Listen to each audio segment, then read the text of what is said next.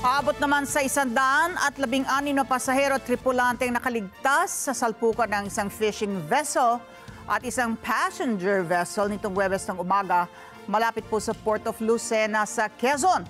Batay po sa ulat ng Philippine Coast Guard o PCG, naganap ang aksidente dakong alas 7 ng umaga. Patungo ang MV Peña Francia 6 na pinatatakbo ng Star Horse Shipping Line sa Marinduque.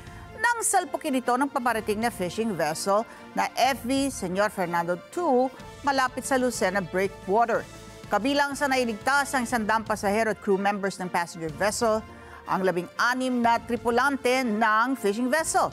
Sa hiwalay na ulat ng Philippine Ports Authority o PPA, lumalabas na kasalanan ng fishing vessel ang insidente dahil sinalubong nito ang papalabas na passenger vessel mula sa Lucena Port.